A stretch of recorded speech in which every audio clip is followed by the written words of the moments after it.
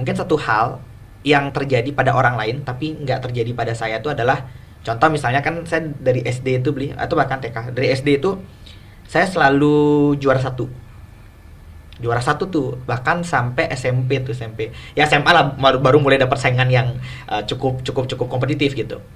Nah, perbedaannya adalah saya ngelihat kok orang tua lain ketika anaknya juara satu itu happy-nya tuh minta ampun banget gitu, bahkan sampai dibuat acara dan lain sebagainya. Tapi kok orang tua saya ketika saya juara satu, saya kok nggak dapet apa-apa ya, maksudnya selamat pun misalnya aku bilang mah juara satu, oh ya udah selamat gitu.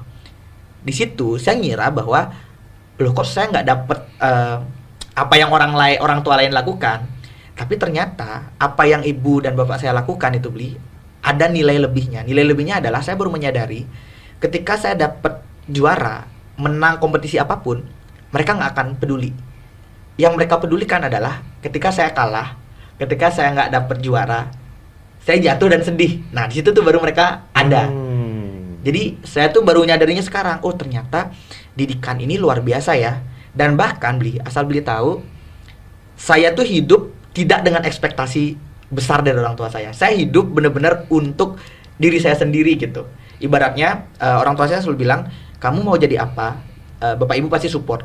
Padahal di kondisi itu kan seharusnya orang tua saya yang serba kekurangan pasti kan minta, ayo dong cepet kerja.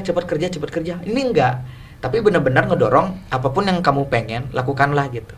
Dan di situ saya merasa mungkin ya Blia, ketika misalnya anak-anak muda lain dibebankan dengan ekspektasi ya, kita selalu mendengar itu ya, Gen Z itu dibebankan oleh ekspektasi orang tua gitu misalnya. Nah saya bersyukur saya nggak dibebankan ekspektasi itu, dan ternyata hal itu saya sadari ketika perilaku tadi.